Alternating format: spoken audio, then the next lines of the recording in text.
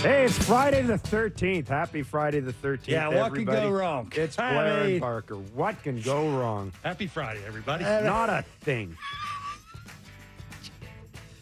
The experience from deep in my loins tells me that nothing will go wrong on Friday the 13th. I just had to get that out of the way right away. I did have several people ask me about it, by the way. You did? Reach from the loins of experience. Oh, that's what it is, the loins of experience. Yeah. You're welcome. St. Louis Cardinals are in town to take on the Toronto Blue Jays. 7:07 will be the first what pitch of the happened to Rogers the Center. Cardinals? Seriously. Gosh, they stink. We'll be What's joined by going on? Brad Thompson, Cards TV analyst, later on in the show. Pete Walker's going to join us as well, in addition to John Schneider making his regular Friday appearance. That lunch pail thing, because that's what the Cardinals have always been. Like you say Cardinals, you say lunch pail, right? You show up, you go, absolutely. No. Where you been?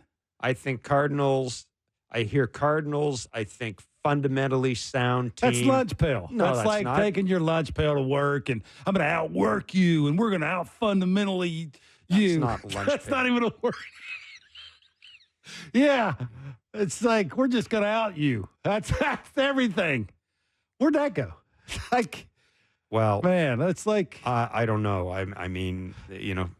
We talked about the Cardinals at the start of the year, and we talked about them last year, the issues between Tyler O'Neill and the manager. The Cardinals have made some bad decisions. They've let Adolis Garcia, Randy Arozarena, and Tyler O'Neill go. It's a lot of talent. Well, you answered the question. That's why I asked. I don't know what's happened. I've watched a couple of their games on the MLB Network just because, we started seeing some stuff on social media where people were commenting, other teams' broadcasters were commenting on the lack of fans in St. Louis. And I think it was the Giants guys that were on and were saying, I've never seen it like that. Yeah, I saw a day game the other day. It looked empty. It looked empty. Yeah, same thing. And, look, covering the Expos, we used to go into St. Louis. And St. Louis was always sold out. I mean, you know what it was like. You played in that division. Great. Couldn't wait to go there. Great baseball fans. No matter how they were doing. Great baseball fans. Very appreciative of the other team. All that, all that stuff. It's a great. You ask me what are some great baseball cities in the United States, and St. Louis would be one of the first ones I come up with. So they're 2 games don't over know. 500, and they're 10 games out of the Central. Yeah. I mean, it ain't like the Centrals. Well, there's one team in the Central that's the Brew Crew. Yeah. I mean, you want to talk about lunch pail. There you go. That's they've set the bar high now, I think, right? Yeah. Yeah. What they've done this year has been remarkable. Anyhow, the Cardinals are in town. Yeah. It'll be Eric Fetty against Kevin Gossman, Kyle Gibson on the mound against José Berríos, and Saturday Miles Mikolas against Yariel Rodriguez on Sunday at the Rogers Center as the season continues to tick down to its conclusion for the Toronto Blue Jays. It is a Friday. That means we will go to the back leg line, 416-413-3959. As always, that's the number. Call that number up. You'll hear Kevin Barker's lovely voice. Reach into your loins of experience and leave a question or comment. Just never going to let that go. No, I'm not saying it anymore. Leave a question or comment for Kevin. If you want to ask something of me, go ahead. But, Barker's the expert. I don't know. I've pretty much been saying the same damn thing over and over again for 4 months. Rinse and repeat. Rinse and repeat. So let this guy answer the questions. And I actually threw out a question today, and that was, and we asked John Schneider this, and John joins us in a few minutes. Based on what you have seen from your team in games against playoff teams. And I'm thinking specifically about the Mets, the Braves, teams that are playing for something, right? What have you learned about your team after seeing them play against those teams? And that's the question I want to throw out to callers at 416-413-3959. Give me your number one priority for the offseason. You've seen the Jays now head-to-head against playoff teams. We've talked about how it's not going to take a lot of wins to get in the playoffs this year. All that aside, you've seen them now against the Mets. You've seen them now against the Braves.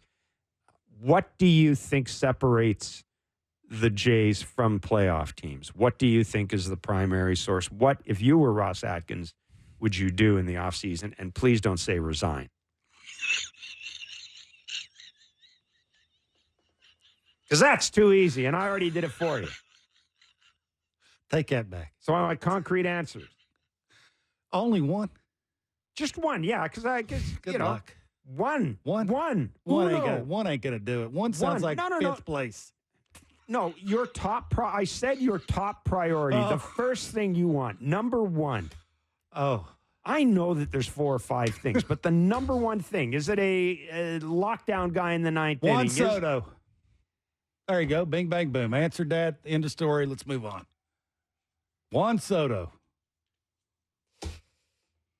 Let's move on. John Schneider is manager of the Toronto Blue Jays. It is Friday. As always, the skipper joined us. And, we got some interesting thoughts out of him today. Very pleased to be joined by the manager of the Toronto Blue Jays, John Schneider. John, we'll get some housekeeping out of the way, I guess. First of all, we know that Bo Bichette has been rehabbing at AAA. It seems to have gone well, or seems to be going well. What are the plans for getting Bo back into the major league lineup? Yeah, things are going well for him. He's DHing tonight with Buffalo, and we're kind of just seeing how he feels after each game and kind of going from there. But everything has gone according to plan in terms of number of innings, the number of at-bats, things like that. I was just texting back and forth with him today a little bit and saying that things are feeling good. So no definite timetable, but hopefully it's here pretty soon. That's certainly good news too. Getting Bo back in the lineup, I think a lot of people want. I mean, they just want to see how he fits in with how well this team looks right now. I think more than anything else, just with the group, right? Yeah, he's excited to get back. Just I think for his own peace of mind and being away is the last thing that he wants to do, and we're excited to see kind of his his bat, his defense, everything, just the player that he is. Kind of just, integrate back into the group and hopefully finish the season on a good note. Shifting focus a little bit, obviously Bowden Francis has been one of these stories of the year for this organization. He's been one of these stories in baseball, I think it's safe to say, for the past month. Now, we know after his last start, he mentioned that one of the things that Chris Bassett and Kevin Gossman had mentioned to him was, hey, just make sure you take care of your body right now, because a lot of pitches, a lot of innings. I'm just wondering, from your point of view, are there any plans in place, or how would I ask this? Has Bowden's ability to pitch deep into games changed what you might have originally thought you would do with him in the final 2 weeks? I don't think so. I think, guys are going on extra day rest pretty regularly here down the stretch. And I think that we want to still, again, we're talking about a guy who's been around a little bit. He's 28, he's not 22. And right. We want him to continue to throw. I think we will be with him and everyone. If it's not something, potentially special happening, we're probably not going to push them to where, he went in terms of pitches, his last outing on Wednesday. But I think in terms of innings, we want to continue to, build him up, if you will, and have him stay as regular as you can get and finish this, stretch of unbelievable starts that he's had, finish it off and go into the offseason that way. But I think he does a really good job in communicating with us, communicating with the training staff, talking, like you said, with Chris and Kevin especially, and José, with how they deal with the in-between stuff. So it seems like every other time he's taken a no-no into the ninth, then we got to push him. But if that's not the case, we'll be smart with his pitches. I promise I'll let Kevin get a question here, but I did want to ask you about José Berríos, because, knock on wood, his stock and trade is he posts up every day, and his durability, his consistency. Is there anything Bowden can learn, particularly from José, about being able to put a season together of 200 innings, essentially? Yeah, I think Chris did it last year. José has been the model of consistency over his career.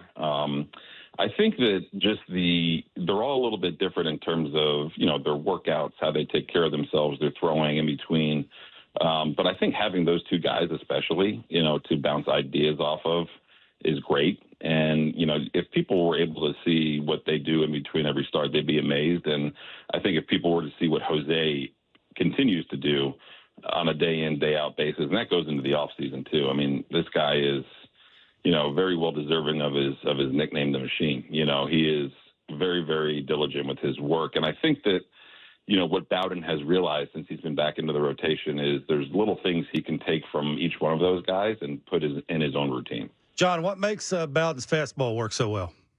I think, everyone asks that question. I think it's the way he's using it. Looking back to when he was coming out of the pen and earlier in the year, the pitch mix was different. And I think when you're throwing, roughly 30 to 40 splits a game, hitters have to be aware of that, and they have to honor that. And he has a very deceptive fastball with his arm slot. And I think with the split in the mind of the hitters, it just allows the fastball to get on them a little bit more, and no matter how hard he's throwing. So that's been the biggest difference. And since he's been back in the rotation too, he's locating it very well. I think as a reliever, you're trying to let it eat a little bit, and you're trying to just throw your best stuff every pitch. He's working in, out, up, down with his fastball, and you couple that with the split and his overall pitch mix, you can see the results that you saw on Wednesday, where he's just getting kind of a lot of pop-ups and, thankfully a lot of atom balls, but the pitch mix and the split has made his fastball so much better. Yeah. Have you seen enough from Kirk that gives you confidence he can start 5 days a week behind the plate next year? I think so. Yeah. I mean, we track all sorts of stuff, and, he's been responding really well to playing more. And, we want that to hold up into next year, into the off season, obviously. But I think that he's done a good job of understanding, the amount of games we're asking him to play. And, we want the bat to be as consistent as possible. And I think, it's been kind of what we had expected since we did trade Jano. And it's an opportunity for Kirky too, I think, to take another step forward in terms of how he's getting prepared in the off season, how he continues to take care of himself during the season in order to be available as much as we're asking. What's the little rough stretch tell you about Chad Green?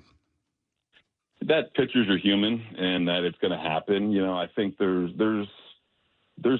were times when he was rolling where, baseball works out in a way where, balls are being hit at people.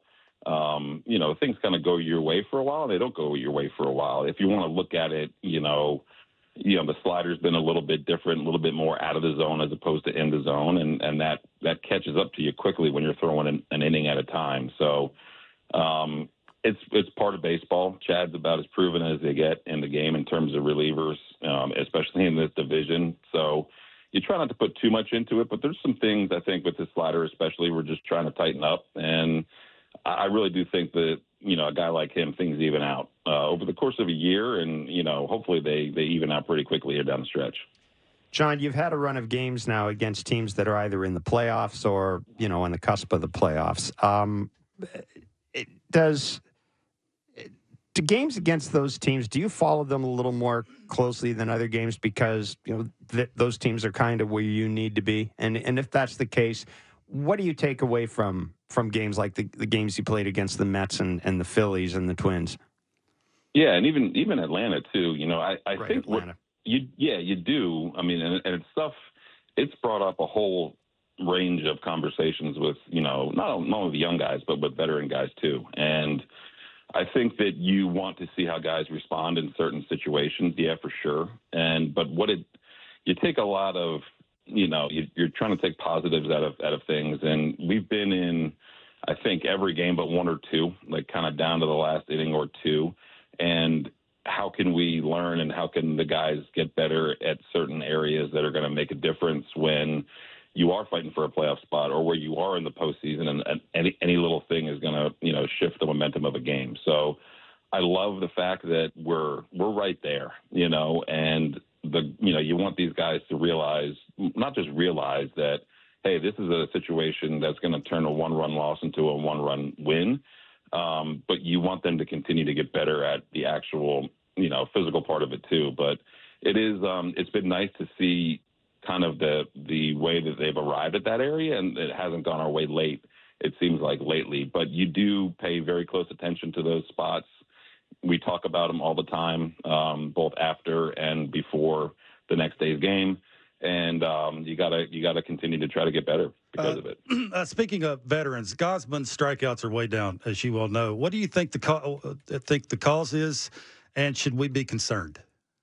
I don't think we should be concerned at all. I think that, like any pitcher who's been around, you're trying to evolve a little bit. There's been a lot more sinkers thrown to try to keep his pitch count down, to try to get some weak contact. And I do think, as good as Kev has been, there's room for him to get better. I think you see the strikeouts when he's got his good velo on his fastball and he's locating it at the top and the bottom. And I think Kev would be the first one to tell you that it's been a little bit of a grind for him lately, and probably over the course of the year, getting the fastball to the top of the zone. When he's got it there and then the split is in the zone, I think that's when you see the guy that's striking out 230, 240 hitters every season. And he's made some adjustments with his pitch usage, and I think just getting the fastball at the top of the zone consistently is when you see the strikeouts. So that's why we're not worried about it. Kev's shown, that he can do that, year after year. And it's just that the top of the zone has been a little bit of a grind for him this year, and that's led to the lack in strikeouts. John, what is Nathan Lucas showing you since he's been up here? Kind of more the same, I've said it before. It's felt like Nate's been on our team for 2 years, and he's at the point in his career where, I think he's proven that he's, a very useful major league player. Just in terms of his at-bats, his game awareness, he can play anywhere in the outfield, runs the base as well. He's just a solid player, and it's not surprising that he's come up and done well. We felt sorry for him with the injury to his thumb. It happened at a terrible time for him and for us. He would have probably gotten a pretty good runway here this year. But it's not surprising what he's done. It's kind of just been more of the same of what we've come to expect out of Nate. John, what have you seen that you've liked from Spencer in his last 10 games?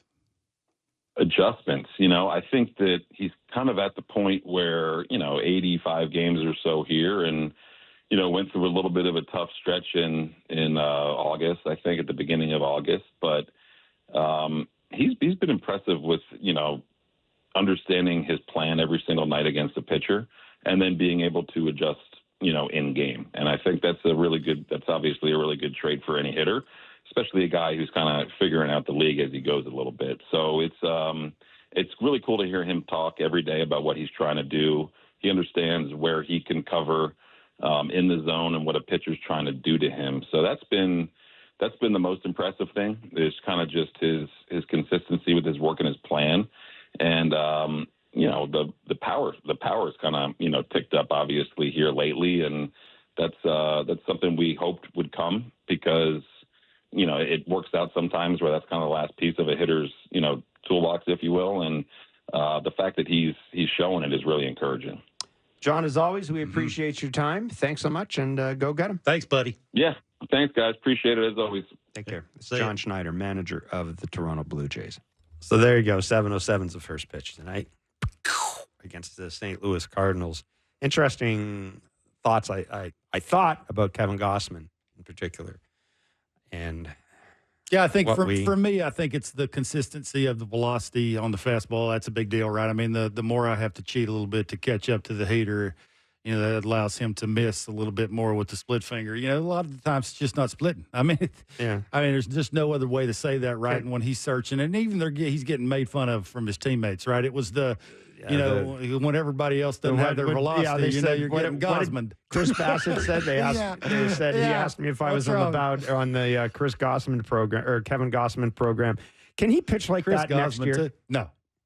Can he pitch that way? Yeah. Well, he can try. No, if Kevin Gausman comes back in spring training, healthy, no setbacks, that kind of thing, right? I think he's we'll found see a consistent, it more like the Kevin Gausman. His mechanics, it sounds to me like it's a big deal, right? The little bit more bent upper half, which allows the arm slot just to sort of fall in place. He doesn't really have to think about getting on top of it, and it just sort of happens because of the way he sort of sets up with his upper half. And, when he lands and he has more of the straight leg than the bent leg, that's a big deal, right? You want to finish over your front leg and, not sort of around it.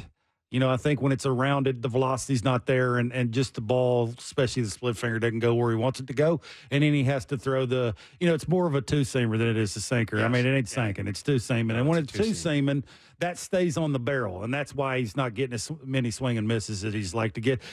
I just don't know if he can be efficient enough and have the quality outings that he wants to have without the swing and miss. That, for me, just – I mean, he's a little begging when he's throwing the other two pitches. That's not him, right? He's a four-seamer away, up, and now down that I love. When he's pitching down, he establishes that down, and then he can go up, not the other way around. It's just harder for me as a hitter to direct my eyes up than the other way around. It's sort of like that, that George Springer thing where I lift the barrel. It's gravity. Your eyes are sort of no different when it comes to how I'm sort of following the strike zone. You want him to, for me anyway, go from the ground up, not the other way around. So, yeah, I just think he needs the extra gear. He has the extra gear. Hopefully he gets more swing and miss. And if I were him, I'd be a little worried about that. That's one thing in the offseason. Maybe you tweak, adjust some things mechanically. We'll ask Petey. Petey's coming on, in the bottom of this hour. We'll ask him about that and just see how concerned they are. Yeah, it's look, I will say this. The one thing, as someone who, and I certainly wasn't the only one, I believe our friend Mr. Passon was also on the same page as well. A lot of people looked at Kevin Gausman as a Cy Young candidate ahead of the year. And as someone who was in that camp, I'm happy that he's finishing the year the way he's finishing. I have a lot of time for a guy who's hasn't run up the white flag and fought his way through on a team that isn't doing well. But, next year in spring training. He's going to throw 91 in spring training. How does he handle that? Yeah. Like, how does, now he's going to turn around. I know he's a big exit velocity guy. That's sort of how he determines for the splitter to be effective, what does his fastball have to be 94 and up. Like, that's sort of where it's at, right? Yeah. Consistently be at that. And then when he needs it in the 5th, 6th, 7th inning in a big out, he can elevate, and it's 97. Like, he's not sort of massaging the strike zone. He's attacking it. That's the big difference, right? And it's just hard to say a guy's going to win a Cy Young with two pitches. I don't remember a guy that's ever won it with two pitches. Do you? Like, I think that was why it was hard for me to buy into what you guys were selling. Now, not saying he can't, because he has been really good, but doing it in the East and doing it when you're a tick older and doing it with two pitches, that's – yeah, I think you're going to have some months where it's moody, right? I think the quality of the splitter is the reason that so many of us bought into that idea. Remember now, dudes that throw split fingers, you can even do that. You're sitting at home, you're watching me do it. Split your fingers as far apart as you can. Feel the pressure it puts on your forearm, all the way down your arm. For him to be able to do that right and not sort of work his fingers around, move them closer together. Now, I know he's got a sort of a circle kind of grip, and the way he holds it don't put as much pressure on those two fingers, but he is still working them. Like, and when you do that, it puts pressure, and, that sort of makes the velocity go all over the place. And then he starts scoreboard watching, and you never want that, right? I mean, he does it occasionally. He'll do it, and I've even asking him, so why do you do it? And he'll say, just don't come out right. I want to turn around and see what it's like. And that tells him, right? If it's the velocity where he wants it to be, then he's sort of doing everything right mechanically, and that's something he doesn't have to think about. What's that saying? Think long, think wrong? Yeah. A lot of, and you think back to the conversation we had with Liam Hendricks last year, where he talked about scoreboard and how he looks for the break all the time. Well, Bassett's one of those guys too. Why do you think he don't like the roof he closed? Oh boy, because he turns around that thing and says, "What? I don't what." The Jays lineup today is as follows. He needs that. The Jays lineup today is as follows: George Springer leading off. He's the DH. Didn't he just DH? Yeah, and he had an off day. Don't complicate it. Nathan Lucas is hitting second in left field. Vladdy's at third. Horwitz is at first. Wagner's at second. Boy, they're really telling us something, aren't they? Kirk is behind the plate. Barger's in right. Everyday Ernie Clements, the shortstop, and Joey Loperfido is in center field. As long as this is not the opening day lineup, I'm okay. Yeah. No, I just think they're telling us about Spencer Horwitz in second base. They've told us already. Yeah. That's why we stop asking John about that every time he comes on it. Right? Yeah. He can sell that and say it the way he can only say it. Yeah. Actions speak louder than words. Absolutely. Pete Walker is the pitching coach of the Toronto Blue Jays. We've got a lot to talk to him about. Well, first of all, it's always good to talk to Pete. Always insightful. Always come away learning more about the game and learning more about the team. Pete Walker joins us next. It's Blair and Barker for Friday on Sportsnet 590 The Fan and Sportsnet. Oh, we are back. 416-413-3959, the back leg line. It is Friday. Take advantage of the opportunity to make your opinions heard on Blair and Barker. Wow. Did you write that down? No, I didn't. That's pretty good. The question du jour. You are making off-season decisions for this team. What is your first priority? That is the question today. You can talk to us about anything, but can I ask a question? I prefer focusing on that. What is the Jays' identity right now in 2024? 5th place in the AL East. That's not an answer. Yeah, it is. It is not. They're a non-playoff team. How do you get that? I think is the word of the offseason. Figure out what you want to be. Obviously, they've been telling us the last 3 or 4 years that they want to be. Absolutely. Yeah. I think hopefully they watch the same game we do. And that's not the case anymore. So that'll be for me anyway, that's going to be the one little thing is, are you searching for that in the offseason, and how quickly can you find out what it's going to be? See, I don't know if I don't like discussing identity because then you get into that. That's kind of a weird thing. No, it ain't. The identity of Can I team. outslug you? Or am I going to have to always outpitch you? That's what I'm talking about. Like, it's not about heart and hustle and none of that. That's part of the No, it ain't. No, that's hockey. Part of the deal. You know as well as I do. Baseball's individual. You know as well as I do. I can't hit a curveball. Why would I talk about a curveball? You know as well as I do that when people talk about a team's identity, what do you think people say when they talk about the Tampa Bay Rays? Gritty, smart, efficient. The Rays were good last year. They hit some home runs, didn't they? Yeah. And they pitched their well. bullpen's really good. To me, if the Jays are successful next year, I think we're still going to look at them as a pitching first team.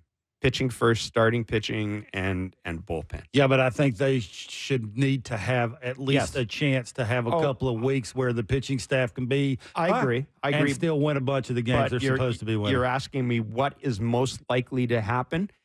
What is most likely to happen is that the Jays' rotation is going to be good next year, and the bullpen's going to be better.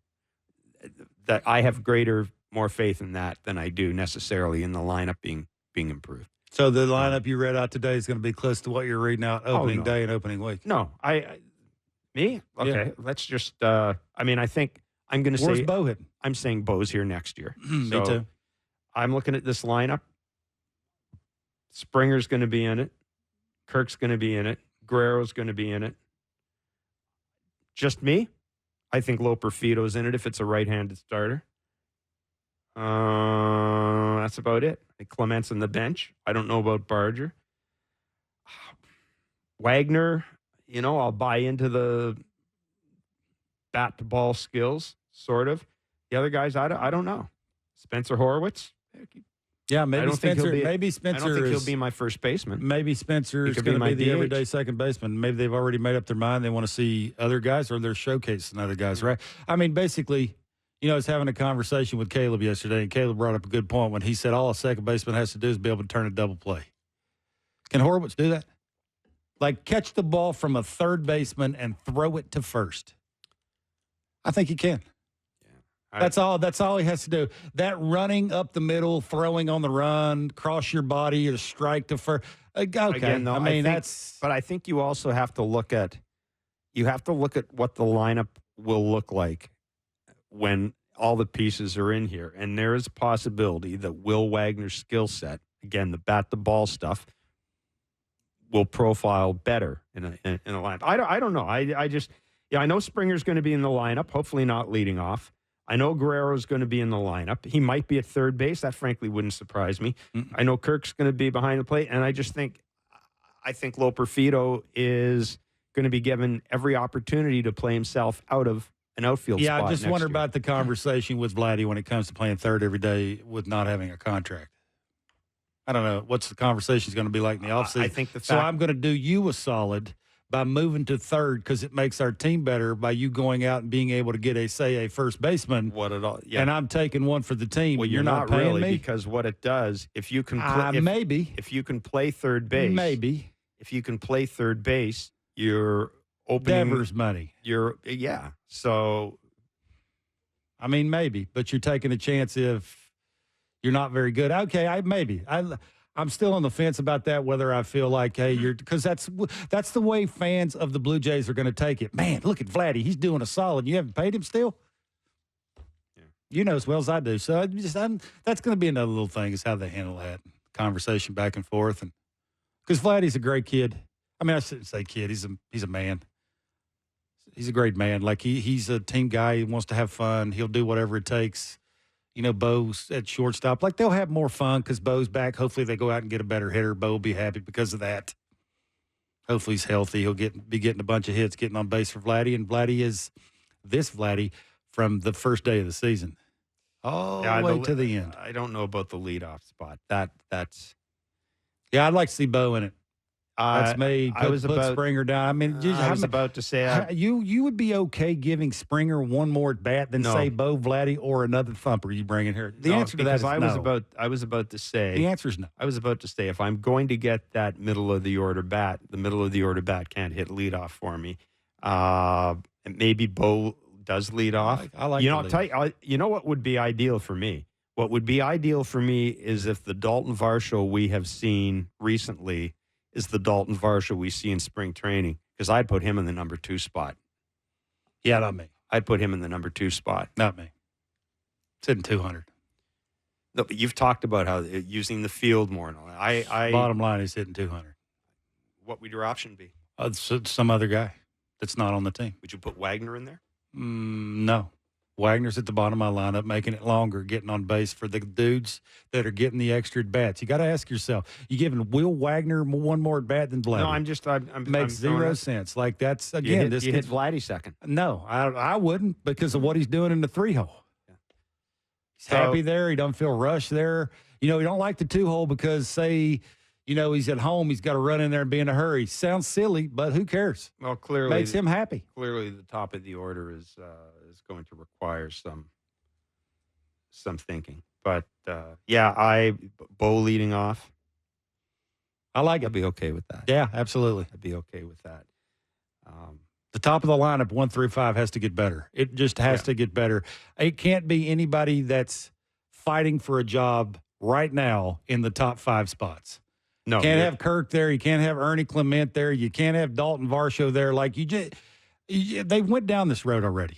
Like, you just can't do these things. But absent, the reason I put Dalton Varsho in there is absent having the perfect top of the order. I like a left-handed hitter who can drop a bunt, who has got good speed, and who can run into one. I think Dalton Varsho would be an okay number 2. I'd rather have Dalton Varsho. I'm not going to take time to go on his page and look up his stats against left-handed hitters or pitchers and right-handed pitchers and what he's hitting against velocity and what he's not hitting with runners in scoring position, what his on-base percentage is. Like, there's so many answers. You may have to platoon him. You may have to platoon your number 2 spot. Maybe the number 2 spot in a certain day is a right-handed hitter. The 2-hole hitter's not here for me. 2 and 4-hole hitters. 2-hole hitter and the cleanup hitter is in here. Yeah. Anyhow, that will be straightened out. And I don't know why. And I know when I say low Perfito, you just kind of roll your eyes. I'm going to say this. I just think that because of the trade that was made for Joey Loperfido.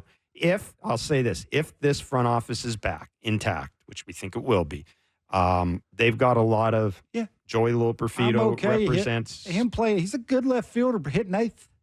Okay with that. Yeah. Just can't stick him in the 2-hole opening day. No. Like, those days are over. The good thing is, I think we can agree they will have some left-handed options.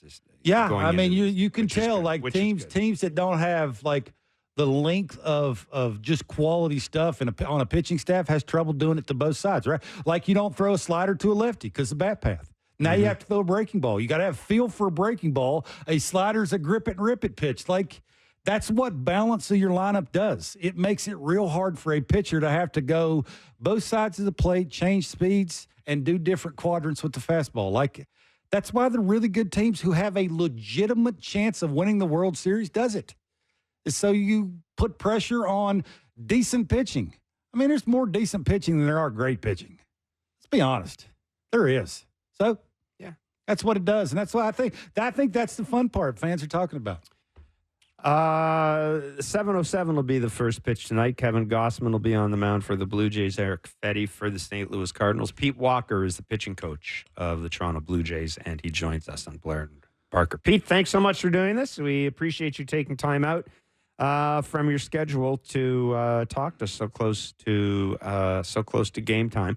We talked to John a little earlier today, and I want to ask you the same question I asked him about Bowden Francis, because in Bowden's post-game interview the other day, he made a comment about Chris Bassett and Kevin Gossman telling him, hey, make sure you take care of yourself now between starts. You know, you've pitched a lot lately. Make sure your body gets its rest and things of that nature. And I'm just wondering, from your point of view, are you at a point with Bowden Francis where you have to be a little more cautious because, you know, he's good enough that he might be out there for 100 pitches at this moment in time? Yeah, I mean, obviously all of our starters at this point in the season, you know, you're always, you know, gauging their outings and their workload and making sure they're bouncing back okay. Right now we're trying to give our starters at least an extra day of rest by building in a bullpen day a couple of different times. So we'll continue to do that and make sure that they have plenty of rest between outings. But obviously Bowden is a little bit in uncharted territory, like Yariel as well. So we're trying to, you know, we'll watch them after each outing. Obviously, you know, if he didn't have a no-hitter, there's a chance he might have been out earlier in that game. His stuff wasn't as crisp, but I'll tell you what, his pitchability level has gone up. You know, he's certainly making pitches when he needs to. He's keeping hitters off balance. There's a good discrepancy between his split and his fastball velocity-wise, and he's used his breaking stuff well. So he was pitching. I mean, we talked in between innings where, you know, he's kind of laughing a couple of different times at his velocity. But obviously, you know, anytime you see that as a pitching coach, you're a little concerned. But he pitched with it. I think his mechanics were a hair off, and we'll try to adjust that before his next outing. How nervous of a start was that for you? Because we got some shots of you in the dugout. Sixth or seventh inning. And I know you live and die with your guys. That's one of the reasons they like you so much. But I thought that's kind of that was a little more Pete than I'm used to seeing, I guess. It was. I mean, it was. I mean, I think what's funny is the first time he did it and got into the ninth inning, I felt like I was more emotional with that outing. You know, I was welling up thinking he's going to do this. And then this last outing was a strange one because it was kind of you know, I don't think his stuff was his best. But he found a way to get through those innings. And here, sure enough, here we are in the ninth inning again. It was kind of like there were a lot of mood swings in that one, you know, because we went from thinking of pulling him out early to you know, getting him through hitter by hitter, and next thing you know, he's in the ninth inning. So it was kind of a crazy game. His pitch count was reasonable. In the eighth inning, he had a 6-pitch inning. You know, he said he felt good. So it is tough at this time of year. We want to watch him as best we can and make sure we don't you know, abuse that workload and make sure he's in good shape for next year. But the experience is incredible right now for him. You know, he's pitching. You look at all these games that he's pitched, and they're against quality teams. Mm-hmm. Yeah. So, you know, he's pitching against some of the best teams in the game. So it's been a lot of fun. And watching the hitters in between, you know, not really getting good swings and not getting their A swings and feeling like they're behind the fastball and out in front of the split. It's been fun to watch. He's mixed it up well. Servin's done a great job. And, you know, I give a lot of credit to Bowden and his mental approach as well. He's a tough kid. Petey, what does Yariel have to do to be predictable? To be predictable or unpredictable? No, predictable. Like every time you hand him the ball, you sort of know what you're going to get, right? The other guys, now you got 4 dudes in your rotation. You sort of know, right, they're going to give us a chance. Right now, not so much. I agree. And it's something we're working towards. Obviously, it's, you know, we knew this would be a little bit of some trial and error this year. And working through some things. The routine is the biggest thing for him right now. We're trying to keep him on this routine so he gets some consistency. Certainly we've seen some games where he's been very good out of the chute, and then there's some other games where he seems to be a little off. So it's been a battle, but obviously when his stuff is there, it's really, really good, high quality major league stuff. So that's not the issue. It's just a matter of seeing it consistently, like, right now, like you said. And I think the biggest thing for us is trying to get him through the end of the season and on a normal routine and something to really build off for him next year. But I agree. I mean, we want to see a little bit more consistency locating the fastball, number one, consistency in the delivery, where he's not missing arm side. And then also the slider, not overusing it where, one mistake, you throw it too many times, hitters see it a lot, and then you leave one arm side and it gets hit. So, and then, utilizing the split a little bit more against righties. So there's some things we're trying to implement. It's taking a little bit of time. It's not always a quick fix, but I think he's, being around the other starters and seeing how they work has been helpful. Hey, Pete, do we need to make a bigger deal about José Berríos' ability to post, and I'm going to knock on wood here every time I talk about him, but his ability to post up every day. He's going to have 200 innings, 30 start again, 32 starts again. We don't make a big enough deal about this, do we? Like I see now why they call him the machine, right? He is a workhorse. I tell you what, he's great. He's great. Again, Bassett and Gausman go about their work the right way and have great routines, but, Berríos is exceptional. He really is on top of his in-between work, in-between outing or game work, and he comes out ready to go. It's a really takes a lot of pride in taking the ball every 5 days. And he has done a great job. Again, his numbers, you can kind of put him there at the end of the year every year, right? He's close to those numbers, innings-wise, strikeouts, hits per inning, walks. So, he had a little bit of a tough time in the middle of the season, but, he started off really hot, went into a little bit of a tough spot, but battled through it. And to be honest with you, his last couple of outings, he's been, the last two outings, he's been under the weather and gave us everything he had with significant symptoms, cold, and with a body temperature and everything else. So he is an absolute gamer, and he's not going to miss a start. So knock on wood, I agree, but he's been really good for these other starters to see, and it just makes them want to take the ball every 5 days for sure. Petey, any concern with Gausman and lack of swing and miss? It's been.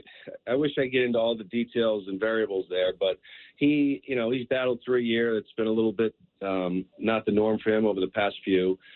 Certainly a few more hits and not as much swing and miss, but there's been some things that we've had to take care of. I don't want to get into too many details mechanically. Sure. Some things we might have been giving away to the opposing team. So there's always some reasons that teams are. It's not just always approach. It can be command. It can be giving away certain pitches, and you just got to do your best to combat that. And I think we did. I think you're seeing a better Kevin Gausman right now. The last time out, he was really good velocity wise. So yeah, with him too, we want to see a little more consistency with the velo, the action on the split. The breaking ball, and this year has been a battle for him. But I think we figured out some things, and he's in a much better place going into the offseason for next year. What's the next step for Chad Green in the ninth inning? Yeah, Chad's been. I mean, it's funny because you look at his season; he's been awesome up until his last few outings, and obviously they're not up to par, and I'm sure he's disappointed in them. I think for him right now, it's really getting the consistency on the slider shape. Locating the fastball up and down. He's trying to go down a little bit more. We're trying to go down a little bit more, so it takes the pressure off that fastball up. Doesn't have to be so perfect. But the slider shape is something we've been working on, and having he's had a tough time getting that consistency to his slider, getting it swing and miss, and getting it strike the ball. So he certainly knows it. Where he's had a long season. He pretty much hasn't pitched a lot in the last year and a half. When you think about it, this year's been a full season and a grind for him. So again, he's another guy we're watching closely right now and monitoring that there's not a significant fatigue level, and just making sure that he's going to finish the season healthy. Other than Genesis Cabrera's last outing, anything with him, the way he's performed, surprise you? Yeah, he's been awesome. I mean, he really has. I know another guy, he went through a little bit of a tough time early. He wasn't feeling his best coming out of spring training, but has turned out to have a really good season and a huge second half.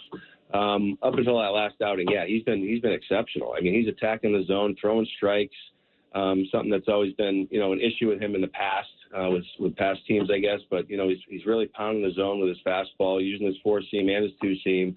The cutter slider, we call it, has been really good. His hit or miss, his swing and miss pitch. And, mixing a changeup and a curveball every once in a while. But he's been lights out. I mean, against righties as well, which is great. It's not just left-handers. He's been getting righties out. And he's pitching in some big spots. And we'll probably get some opportunities to save some games down the stretch. Nice. Pete, really good of you to do. Yeah, this is always buddy. My friend. Thanks. Be well. That's awesome, man. Thanks. Yeah, got it. I appreciate you. I appreciate you guys. See you, man. Take Bye. care. Pete Walker, pitching coach of the Toronto Blue Great Jays. stuff. So there you go. Yeah, I mean, again, he is the Chad Green thing in the ninth inning. Look, he's going to say what he's supposed to say. I don't know how you use a guy who you need to worry about pockets. The ninth inning guy for me is not a pocket guy. That's the thing, right? Is how does he get a good lefty out? Well, let's be clear. Chad Green is also Plan C. That's fair. I guarantee you. At no point this year in spring training did Pete Walker and John Schneider look at each other and say, "You know what we need? We need Chad Green to be our ninth inning guy." That's fair. Yeah, and that's why. Again, there's going to be a lot of criticism of people for a lot of things at this team, but I really do hope that when people start talking about the bullpen, pull back a bit on the manager and the pitching coach, because quite honestly, they're. I mean, what do you want them to do? They're using what they got. And I did find that interesting about we may see Genesis Cabrera get some save opportunities down the stretch here, which may be a reflection of concern about Chad Green. And why not? I'd like to see if he can do it. Yeah, I think the thing is, who do you feel more comfortable about getting the opposite side out? Feel more comfortable about Chad Green getting a lefty out or Genesis Cabrera getting a righty out? But I know what my answer is. Yeah, but at this, I think is what they're telling you. At this point of the year. Well, you got to find out. Let's find out. I mean, we know this. I mean, that's not telling me that I'm going to use either one of them in the ninth inning. No. But if Genesis Cabrera does okay, at least that's in the back of your mind. Yeah, I don't think he's going to change anything. I don't think he's going to look any different, right? No, I mean, he's going to have the same energy, the same fire, the same I hate you, I'm going to try to embarrass you. I will say this, of anybody in the bullpen, he has got the closest to what we call a closer mindset. Stuff. And he's got stuff. Yeah. I mean, he can stuff you to death. And that I think is the deal, right? He's left-handed. He's short arms, 99. I mean, if you can sit at that, not the 94, 95 that he gave up to the moon, you can't be doing that. That'll go to the moon. It will go, and you won't get it back. And I think he'll learn from that. When he's locating it, it's on the edges. It's got a little run to it and some sink to it. He's natural with that, right? I don't think he has to force the little run, and it's hard. And then it's a slider. It ain't a cutter. Yeah. He throws the slider, he calls it a cutter. Slider, whatever right? he wants to call it, whatever floats his boat, but it's a slider. Yeah. So, it's that I just think is the mindset of those two dudes is, John, you can hear it when we ask about the back end, the dudes that matter the most. And then you just ask Petey there, they come up with trying to give you good answers when they shouldn't have to do that. It's just talent. I hand the ball. I get out of the way. I also know from talking to people that one of the things when Jimmy Garcia was here, he really took Cabrera under his wings when he was here. And to be fair with Jordan Romano, regular season for the most part, when you handed them the ball in the ninth inning, game was over. They felt comfortable with that. When he was healthy enough, he could flip that slider as many times as he wanted to. The light show was happening. For the most part, as a fan, it was just those big-time games against those big-time hitters that you were sort of up on the edge of your seat and you were going to the refrigerator and you were fishing that thing. You ready? Do you really want to watch? Yeah. But, I mean, he was predictable for the most part in the regular season, and right now they don't have that, and hopefully they'll go out and get it. All right, it's Friday. That means tomorrow's Saturday, followed by Sunday. Now it's the floor. Now the floor is yours. 416-413-3959 is the back leg line. This is your part of the show. We'll just sit here and read the questions, and I'll let Barker give you answers. That plus Brad Thompson, Cardinals analyst, all ahead, and Blair and Barker on Sportsnet 590 The Fan and Sportsnet. All right, we is back. Hey, Take your time there, boss. Nobody comes to the show for grammar lessons. So. What are you talking about? I said we is back. I speak perfect English. Perfect. Blair and Barker on Sportsnet and Sportsnet. We're doing Blue Jays talk following the game tonight. 7:07 first pitch. Jays and Cardinals. The season, she is winding down fast. Yeah. Too fast. Before you know it. Yeah. Be nice to be in the hunt, especially when an 85-win team's going to get in the playoffs in the American League. If I'd have said that to you spring training when I was standing at that facility with the Blue Jays, you'd have called me nuts, wouldn't you? Yes. Yeah. Yes. Twinkies might get in with 85 wins. Yes. I would not have forecast that. Crazy. It is Friday the 13th. Happy Friday the 13th, everybody. Walk under a ladder. Walk under a ladder. Do you get scared when you watch that show? No, I don't watch. First of all, I don't watch any horror movies. How come? My sister loves these things. No, she'll sit in the dark by herself at her house and watch these things. Really? It's crazy. I get scared. There's not. No, I'm not afraid to admit it. Yeah, no, I don't watch them. And I'm still yelling at the same TV screen. Run! Don't go there and hide. Frozen 2 movie. On the odd occasion where I have watched them, no, I don't get scared. You by know, horror movies. you are. You're lying. No, I know you. It's like horror movies and science fiction. I can't watch. I got no interest in it. None. You're the fun police. No, I'm not the fun police. You are. I enjoy comedies. I enjoy, thrillers. But I mean, if I want to watch somebody carve up somebody else, I'll wait until the Blue Jays bullpen gets Oh, yes. anyway. It is Friday the 13th, and that means we go to the back leg line. 416-413-3959. James in Port Perry called us up. He had these thoughts. Hey, James. What I have to say today is, if I was to find myself in Ross Atkins' position this offseason, I think you already said it, Kevin. They need Juan Soto. They need to throw everything they can at Juan Soto. It is not every day, not every offseason that you have an opportunity to bring in a what? What is he, like the third best player in baseball? Something like that, you know? Hitter, yeah. Aaron Judge, Shohei Ohtani, whatever. Whatever. Yeah, he's not the third best player in baseball. Hitter. No. Hitter. No. He's a really good hitter, Jeff. Bobby Witt really, Jr. is a better. Really Bobby good hitter. Witt Jr. A player, all-around player. He's better. No, he's not. Yeah. But he would be okay. I might be able to find a spot in this lineup for Juan Soto, depending on his bat path. He'd look nice in the two-hole. He would look perfect in the two-hole. And look, I'll say this: the Jays will make a call on him. Do you think they will? I think his agent will use the Jays to get a little bit more money from who he's going to sign with. I think that's how it works, right? Because there's only a handful of teams that'll be in the market for him. No, I think and he can will afford that.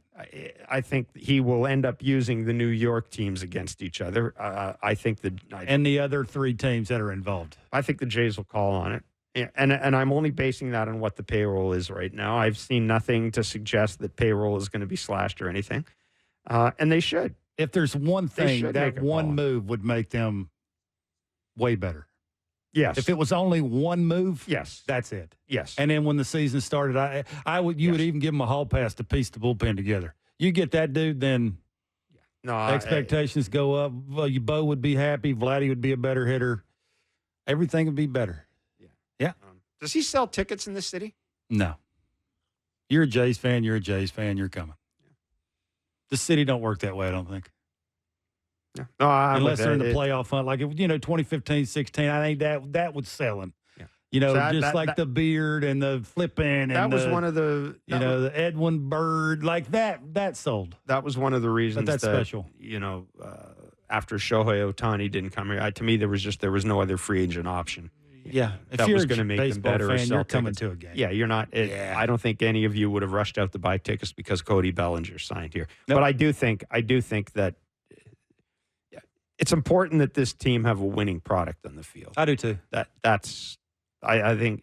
And Mark, I know from talking to him, we've always had this discussion. What's more important, having a winning team in the field or that big star player who sells jerseys? Winning team. I think having the winning team is more important because lasts longer.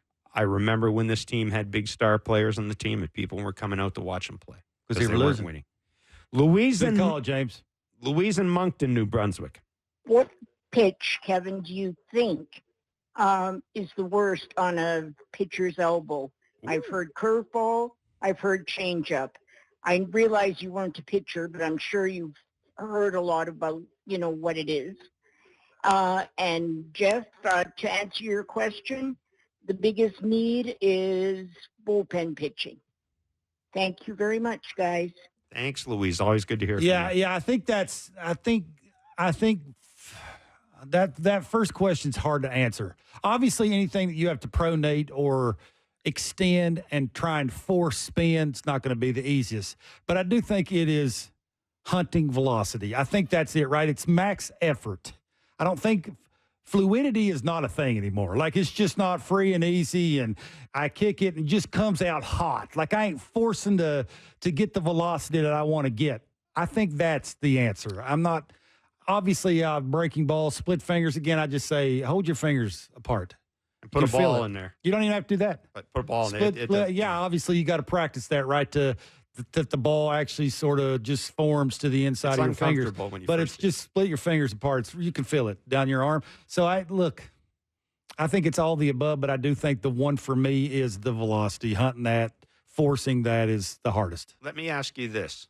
For a young pitcher, 15 years old, 14 years old, would it be the curve that would concern you the most? Yeah, I think that. I think, trying to say here after you've thrown as hard as you can throw, now start spinning it. Yeah. Any spin, right, is bad. Change-up, I don't think that's a bad pitch, right? I mean, you're basically pronating that, and you're throwing it just like your fastball. Pronate means you're throwing you're forcing your thumb down. And you can, so I don't think that's too hard on your arm, but anytime you're spinning something, again, all you got to do is sit anywhere you're sitting and sort of make the move of how you would throw a breaking ball. You can see me. You're watching me on TV. You can see that. Do it. You can feel it all through your arm. And then do it after you've thrown 96 miles an hour. Like, it's all of that on your arm, right? It's hard in your shoulder, your elbow, your forearm, your wrist. Like, it's hard on everything. So it's the totality of everything, I think. I would think it's a great call, though. It is a great call. It is, yeah. I would think, too, that maybe the changeup, because there's so many varieties of changeups, you could probably find one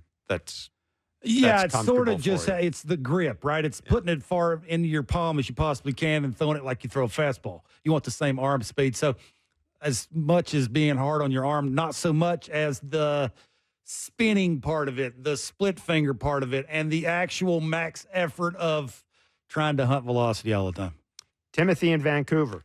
Yeah, Kevin, I called a couple of weeks ago. We talked about the how many players are coming back next year, and we had the over-under at 17, which means it'll be 9 or 10 new guys in the lineup next year. But just money-wise, what do you think, even just your two boppers and a closer, what do you think that's going to, and that leaves 7 more players to add to the roster, but just the two boppers and the closer, what do you think that's going to add to the Jays' already high salary output? Curious to know your answer. Just off the top of your head, what those numbers might look like to get 2 of those guys and a closer.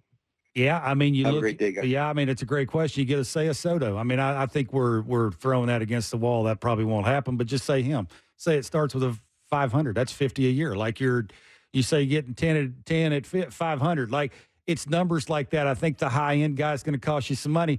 And then there's a big drop-off between Soto and the other guys. Well, you've also got to factor in Vladdy's going to get a big raise. Big I mean, that's going to be like probably a $7 27, million. 20, 25, exactly. 26, 27, somewhere in that range. So, yeah. Let me just look and see what the Jays' payroll obligations are for next year right now. If I can do that. Yeah. So right now, this is as of right now, the Jays' adjusted payroll total for next year. So this is guys that are under contract is $122 million. So we're looking at Springer, $24 million, Gossman, $23, Bassett, $22, Berríos, $18, Bo, $17, Chad Green, $10.5 million, Yariel Rodriguez, $6.6. So that doesn't include Vladdy, who is eligible for arbitration. Throw another $27 million in there. Mm-hmm. So that gives you let's just say roughly $150 million, which is about $80 million below what it is now, the luxury tax. So, yeah, I mean, it's say if you had 60 to spend, right? I mean, yes. That's that's why the Soto thing almost, unless that's you're all in and you can get him. See, the Jays are lucky in that they could have a smaller payroll next year than they had this year and still have room to do so. Yeah, Timothy, I don't think paying for all three things you need, like a no-brainer closer and two thumpers, that ain't going to happen. The word Jeff hates is creativity. You're going to have to get that to get one of those three, in my mind, whether that's the closer, one of the thumpers, however you want to go about it. I just don't think it's that complicated. I think you buy one commodity. You've got enough that you can spend money and bring a free agent in here.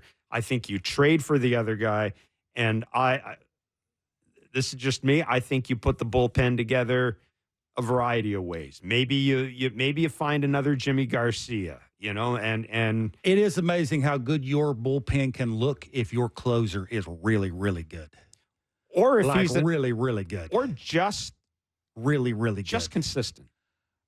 Really, really good. But it's just like you can hide. There's a difference in the ninth inning. It's just a thing. Yeah. I've never pitched in it, but everybody I've talked to and everybody we've had on this show, it's just totally different. Get a guy that's been there and done it before, predictability, and figure out the eighth inning on. Tyler Kepner of The Athletic did a terrific article earlier this week on teams that have taken middle relievers and made them closers, talking to Lucas Ursig and just about the difference in approach and how, even with analytics and all, it's still a thing. The ninth inning is still a thing. Yeah, it's the heart rate thing, right? It's the nobody's coming. Nobody's following you. You are the guy on the island by yourself. And what I found really interesting in the conversation, it wasn't Lucas Ursig, it was another pitcher who had made the move from middle reliever to closer, said the only thing he asked of his manager when they asked him to close is, if it possible, give me a clean inning. If it possible, let me start the ninth. Right? Yeah. I would prefer not to come in with runners on base. Yeah, holds are hard.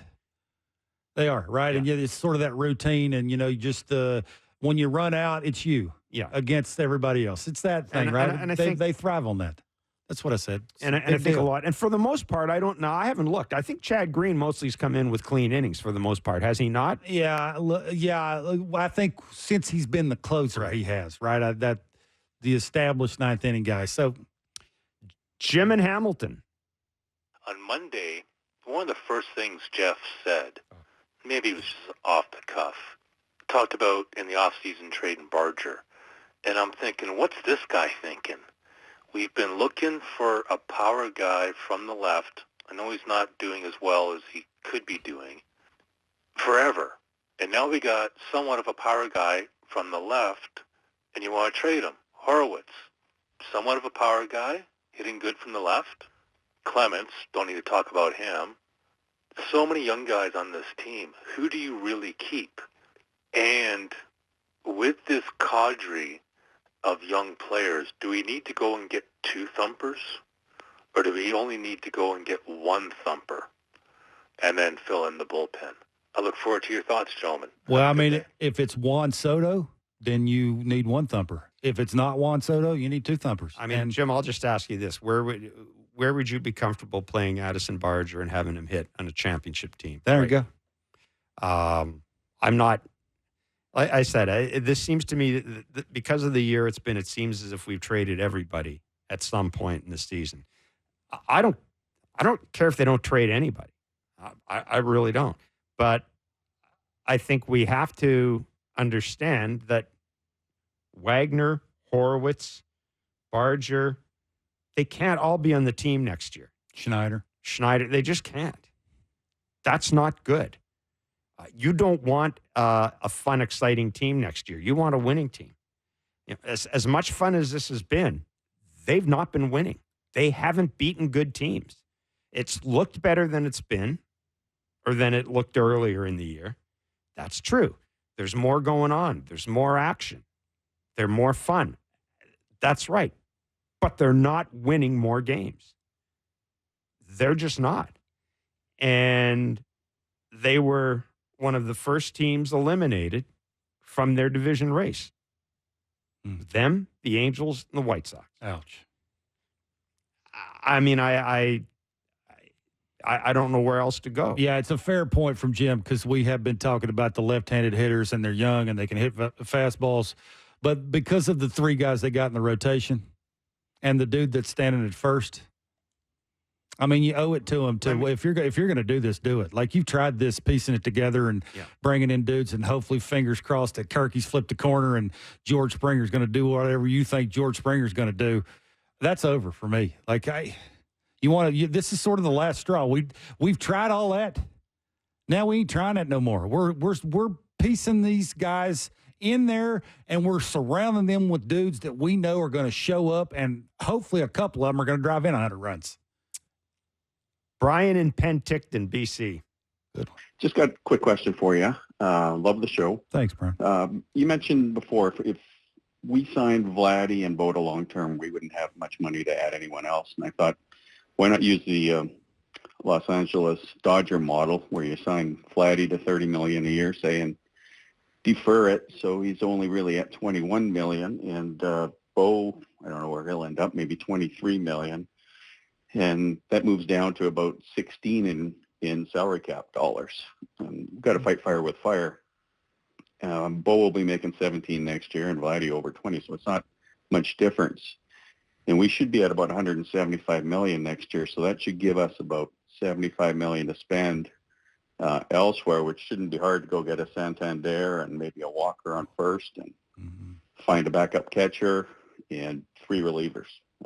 Some of them obviously you'll trade for, so hopefully they're cost controlled. So should be lots of money to fill this team out to be competitive. Let me know your thoughts. I appreciate it. Yeah, listen, I mean, I think they can afford to sign both of them. Absolutely, I think they can afford to sign both of them. And do other just things? Walk through the numbers and do other things. But I'm not certain that the groundwork has been laid to sign both of them.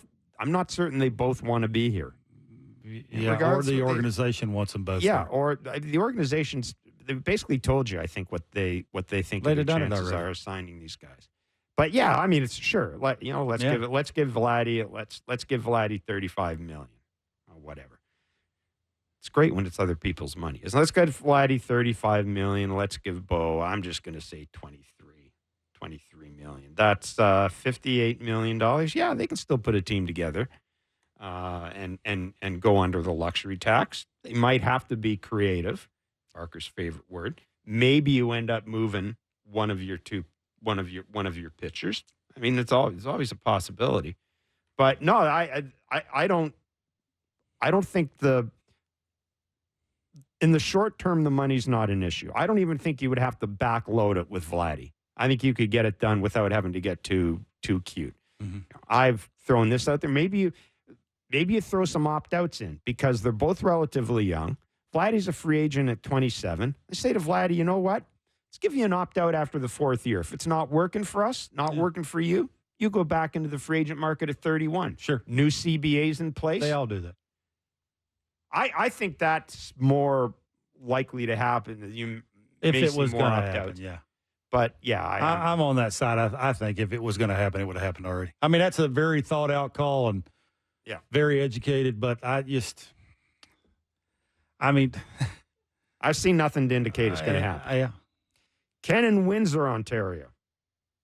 About the leadoff hitter, I'm just wondering if the Jays bring back, if they got Spencer Horwitz playing full-time next year at second base, would he be an option for leadoff and maybe having Bo bat second? Bo's kind of a free swinger. He doesn't really walk much, and Horwitz seems to have a little bit better of a idea of what he's doing up there, gets on base pretty well. Just wondering. Go ahead, discuss. Thanks.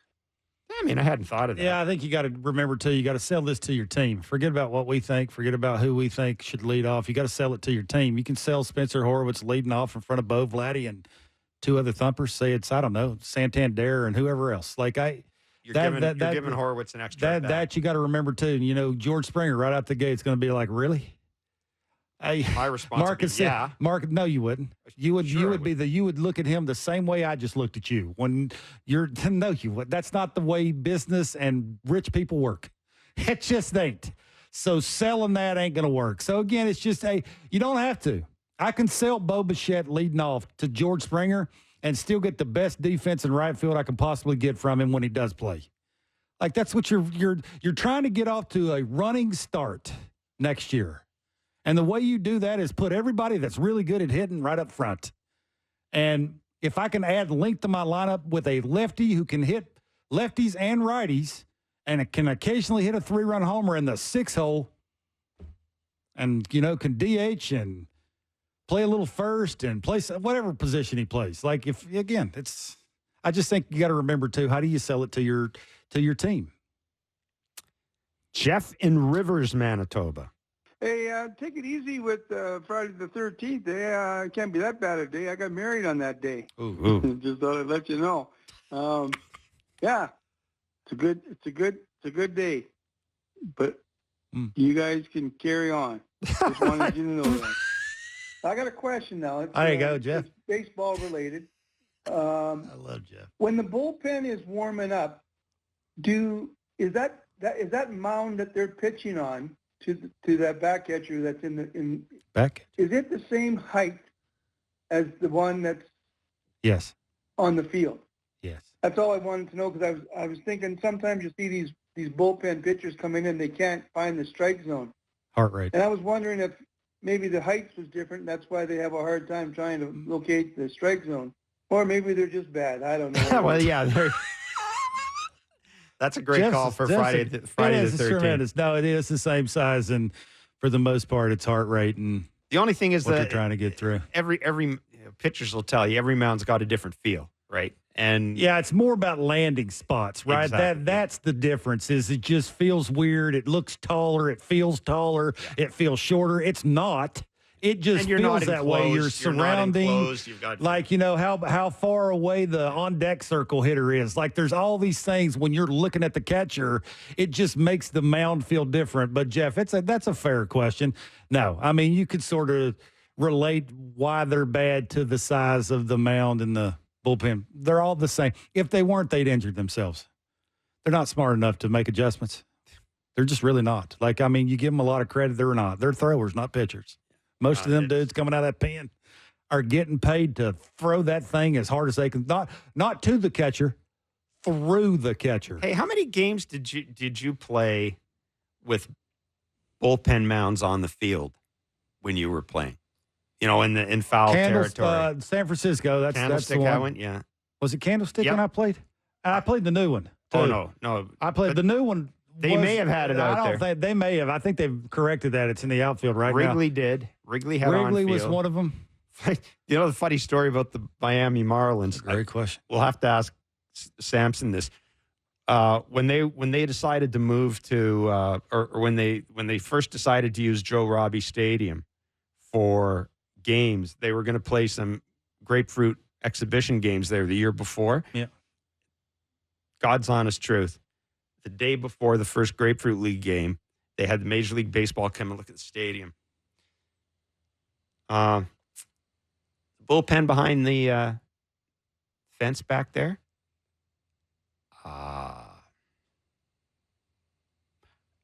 Bullpen? No. Boy, they forgot. They forgot to put the bullpen. That's why they put it down the side? Down the side. Yeah, stay hot. I used to try and hit them every time when I was in the minor leagues.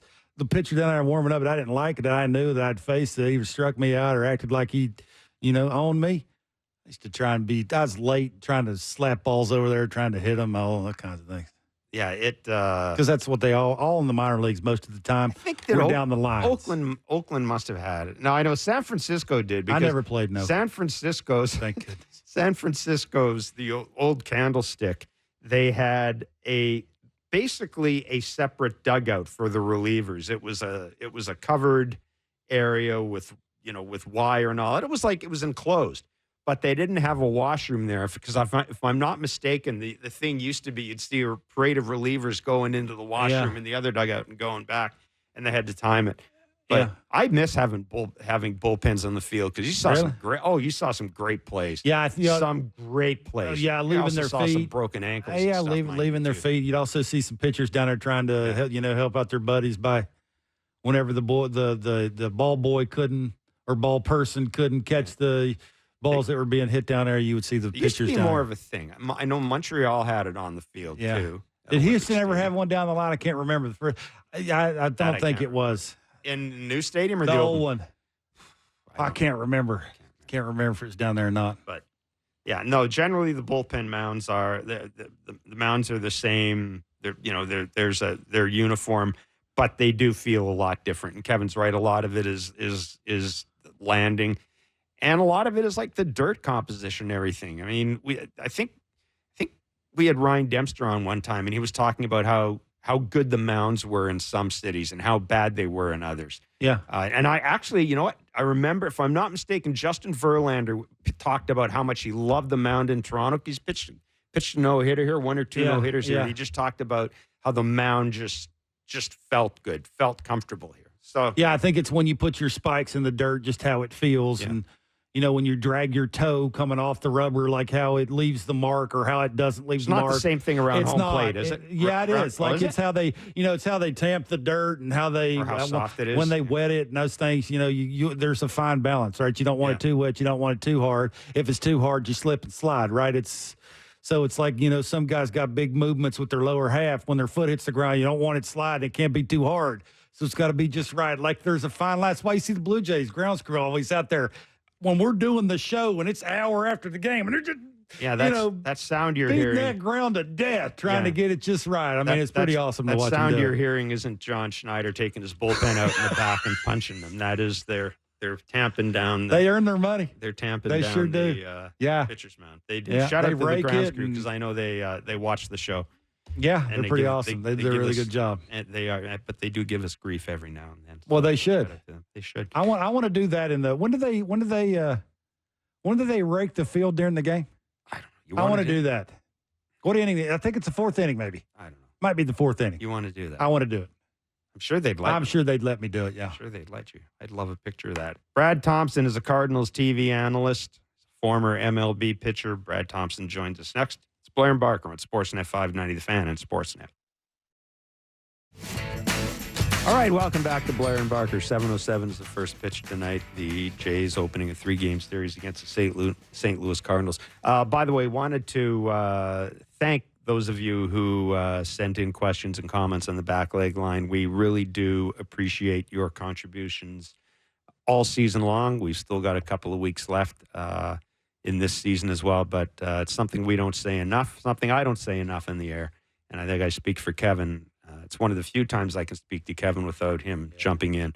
But thanking you for your involvement in the show. You do make it better. Absolutely. This show would not exist without you guys. So we appreciate it. Brad Thompson is a Cardinals TV analyst, former MLB pitcher, joining us now on Blair and Barker. Brad, thanks so much for joining us today. Trust you're doing well. Jeff, Kevin, I'm doing great. How are you guys doing? We're doing well. I've got to admit, it seems like it's been some kind of year for the Cardinals, this year. How would you, if I had to ask you to give me a one-word description to describe what 2024 was for the Cardinals and is for the Cardinals, what word would that be? Wow. Wow is definitely not the word, by the way. It might start with a W. It could be woof. Like, it's not, honestly, shocker, I think. I mean, it would be it. I feel like both fan bases, I know that this season didn't go as Jays fans expected either. You guys know how it is before every season. Like, you feel like you have an idea of what an identity of a ball club is going to be. Yeah. And for the Cardinals, the identity of that ball club coming out of spring training, when you've got Goldie and Arenado, you've got a young second baseman in Nolan Gorman who led your club in home runs a year ago. You've got a guy that's ready to take that next step in Jordan Walker. Like, offensively, you were supposed to be able to outslug teams, and that's how this team was built coming out of spring training. And, guys, that has not happened at all. It is unreal how many tight games this team plays. If they win, it's because their bullpen keeps it tight and somehow, some way they sneak it together. But 2 games over 500 right now for the way that this team has swung the bat is actually kind of amazing where they're at this point, but certainly not the route that the Cardinals, I think, thought they were going to take at this point. Brad, it's a 2-part question. Who do you blame for the Cardinals? I don't even want to say this season because I think that identity thing has been a thing for a little while with the Cardinals, like the lunch pail and the we run the bases better than you, we play defense better than you, we are situational hitting better than you. You just don't see that a ton. And how do they fix it? Like, is there a certain move, a certain part of the Cardinals game that they could go out and get this guy or that guy and just all of a sudden it's better? Yeah, I don't think that there is a certain move, right? Just starting with that part of it first. I don't think that you look at the free agent market and say, oh, well, you could just go out and sign this guy. All of a sudden, all of your problems are fixed, because you guys know it's much bigger than just one guy. You have to be able to solve a lot of different things. And when it comes to the blame, I think the blame is top to bottom. I mean, that's kind of how it should be. First of all, there are guys on the field that have track records of doing very great things that have not done that. And I think that 2 in particular would be the first ones to stand up. Paul Goldschmidt and Nolan Arenado have had very down years for what you expect. And we all know that father time catches up to everybody, but it's been a pretty big drop-off for these 2 guys. You look at Goldie, he's got a career low in slug, on base, average, runs driven in. Now he has heated up, and you are going to get a chance to see in Toronto the Paul Goldschmidt that looked like 2 years ago. You look at the last about month, he's hitting almost 400. I mean, this guy has been really getting it done as of late, but Arenado's only got 16 home runs. He's driven in 65. This is a guy throughout his career, he averages 33 and over 100. So when your big guys don't do big guy things, that makes it very difficult. So the Cardinals are going to need young players to be able to step up and get better, and we have seen a little bit of that for the Cardinals. You guys will enjoy watching Mason Wynn, their young shortstop. He's been dealing with some elbow issues for the last couple of days, so he's kind of been working through that, but he's got a cannon, he's got range, he's got a really good idea of what he's doing offensively. But I think that's going to be the biggest key, because I don't see the Cardinals going into this offseason going out and spending a ton of money. I just don't think that that's going to be in the future for them. The key is going to be continuing to develop your young players. That starts in the minor leagues with all of your instructors and your analytics, your numbers, but learning how to play the game of baseball, and then that continuing at the big league level. I don't think that there's a flip that you switch to totally make everything better than it was. Now, this year, markedly better than it was a year ago. The Cardinals 20 games under 500, now sitting 2 games over. They're still not where they want to be. How much blame? This is an unfair question, but how much of the focus is on Ollie Marmol right now? And you know, because we kind of followed it from afar, right? And we know that there's, I mean, sort of the ghost of Yadier Molina's hovering around out there. Is it sure that he's going to come back next year? And has he learned from any of these crises that he's gone through? Well, I would think, first of all, when it comes to like how much blame, you guys know when you have the big office, the buck stops with you, and that's just kind of how that job is as a big league manager. Now, I know this from having the opportunity to talk with Ollie daily, and he's pretty candid in doing so. Look, he's always looking for feedback. He's always looking for ways to get better. And I think that there is an amount of blame that falls in the manager's office, same way that there's an amount of blame that falls on the players' shoulders. The front office, when you look at some of the pieces that you have, like everybody takes a bit of it. And when it comes to, like, is it certain that he'll be back? He signed a 2-year extension. I believe that the players like playing for him. I believe that he is a great leader. I think he's one of your best teachers that the Cardinals organization has when it comes to teaching the game of baseball. And you guys know this. Teaching at the big league level is far more important now than it has ever been. You've got younger guys coming up, showcase kids that really haven't learned how to play the game, that find themselves in the big leagues. So you better have some good instructors at that level, and I truly believe he is one of those. But right now, like when you've had a season like the Cardinals have had and in so much flux, I'm not sure anything is certain. If I had to bet one way or the other, or if I were making decisions, which nobody's going to allow me to do anything like that, I would bring him back. But I don't know what the future is going to look like.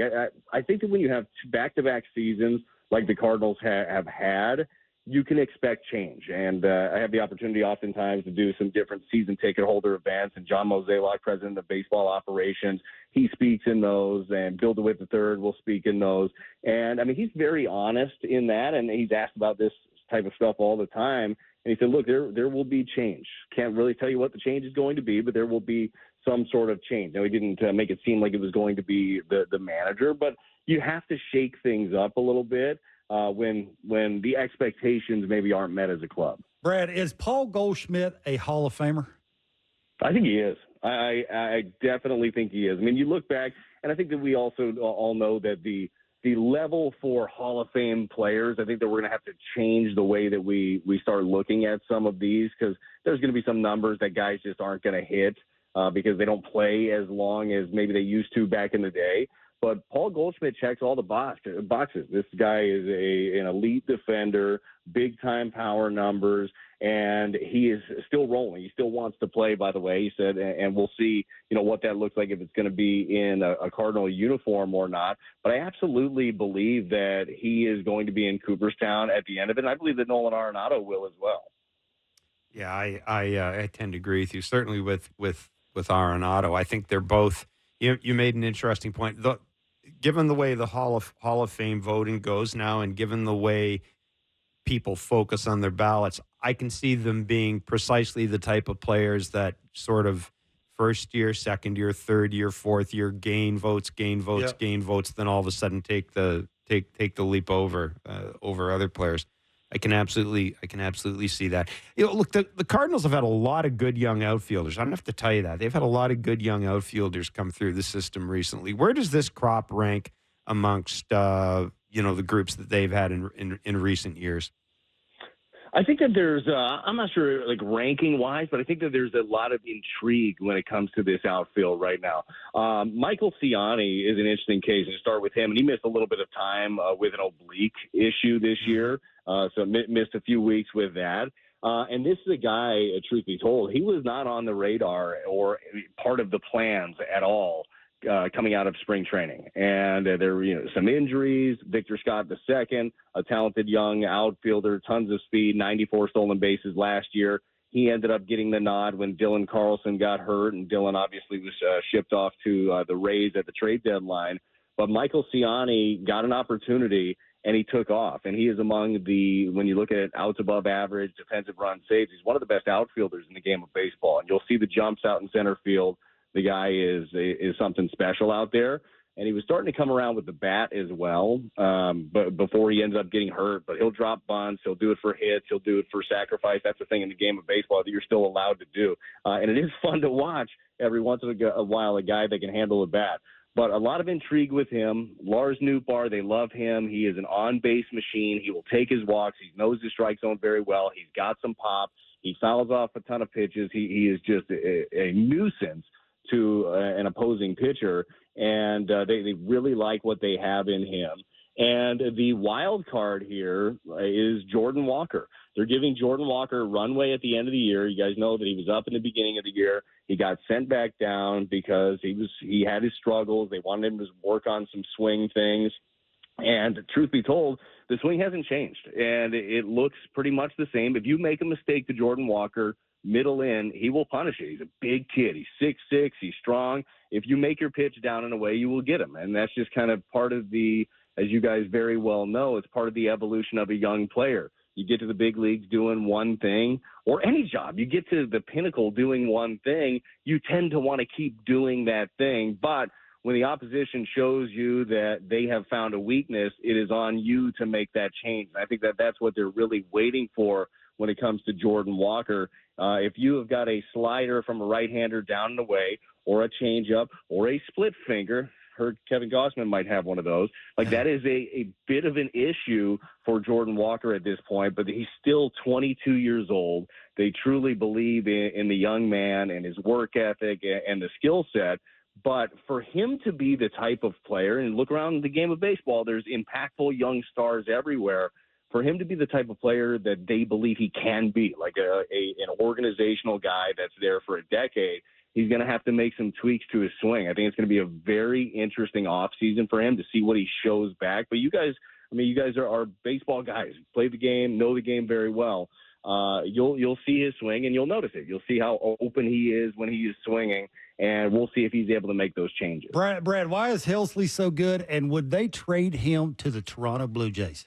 Whoa, boy, I don't know. I think those two teams were talking a year ago about something like this. So, look, he is awesome. He is so good. And the thing about Helsley is, you guys know, he's got a triple-digit fastball. He uses his slider more than he uses his fastball. And that thing is, he's got probably 70% of his strikeouts on that breaking ball, but you have to respect the heat so much. I hope they don't trade Ryan Helsley. I hope that doesn't end up happening, because as you guys know, the Cardinals have played a lot of tight games. As I mentioned, I think there's 97 games that they've played this year that have been within 3 runs. Like, that is absurd to play that many tight games. And this dude just keeps rattling off saves left and right. So, look, when the Cardinals have the lead, when you're talking about bright spots this season, the bullpen has been really good. They picked up Andrew Kittredge from the Rays. He's been awesome. Jojo Romero from the left side has been really good. And those have been your predominant setup guys there for Ryan Helsley.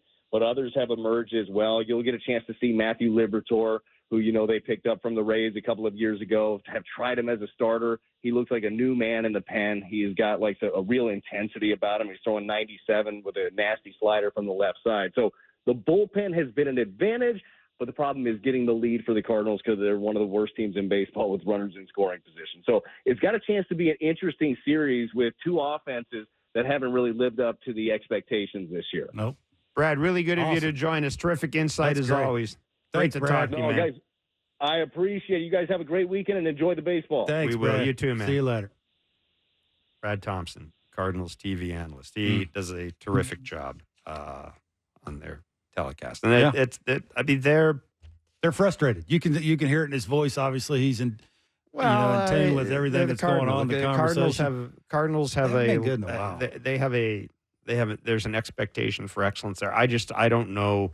Look, the front office does some very odd things. It has seemed to me as if, whether this is fair or not, it has seemed to me as if since the day Yadier Molina announced he was retiring, not the day that he retired, but when he announced he's retiring, people have started looking towards him managing the team. We saw him at the World Baseball Classic.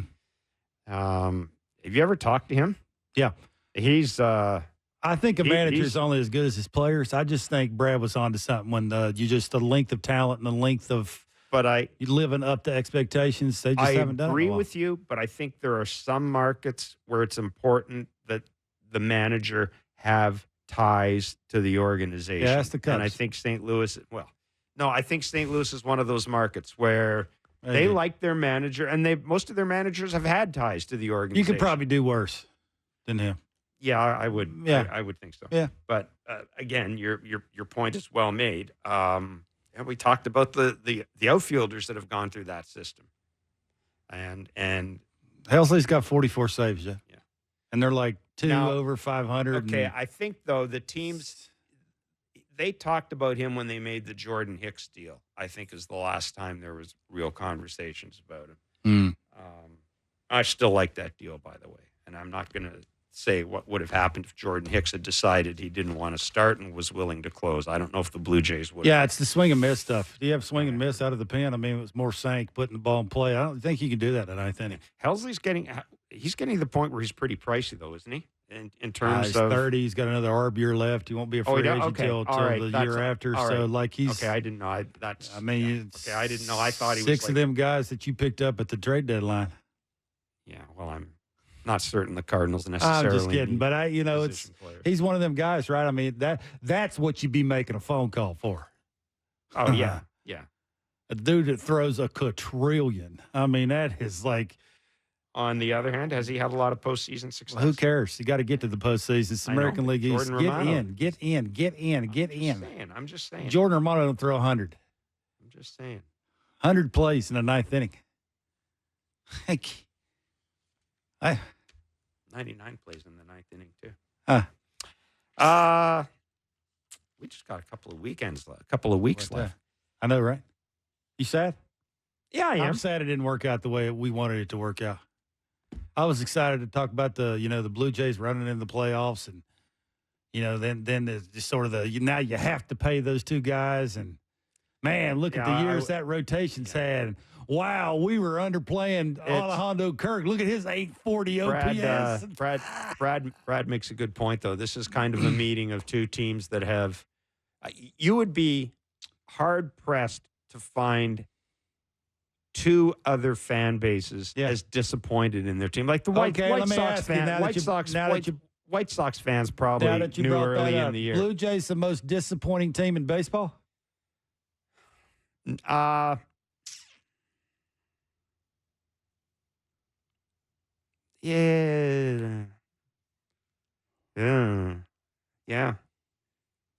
Yeah. Cardinals would be right there, but Cardinals didn't spend $235 million. Yeah. No, yeah. That's all you got. That's the number. Like, it's whether anybody ever wants to hear that or not. When you spend that amount of money, they would. And you finish 16 or 17 games out of first place, and you're like 8 or 9 under 500. I'll also make a case for the Texas Rangers, who are very close. They get a mulligan. They're basically their organization is going bankrupt. At least that's what the owners say. No, their organization didn't have any TV. Mulligan. But on the other hand, they also didn't need to go out and do anything. They had everybody coming back. Yeah, it's not like they needed to cut payroll. They had everybody coming back. So I think I will say the Texas Rangers are the most disappointing team. You are something else. Well, no. Who was the better start of the year? Who did you think was the better team? I thought Texas was a better team. I think if you told me and I said to you that Texas is going to have a bad year after winning the World Series, that quite frankly they're probably a year or two ahead of time. Oh, absolutely. They're not a year. They were last year. You weren't picking the Rangers to win the World Series last year. How on earth are they a year or two ahead of time? They were for me. They were for me. There were better teams than the Rangers. So wrong. I did not think that if you had told me, was there a greater chance of the Jays not making the playoffs or the Texas Rangers, I would have said the Jays. The greater chance the Jays not making the playoffs. You can look certain ways in doing it. It's all about how you look. Texas, optics matter.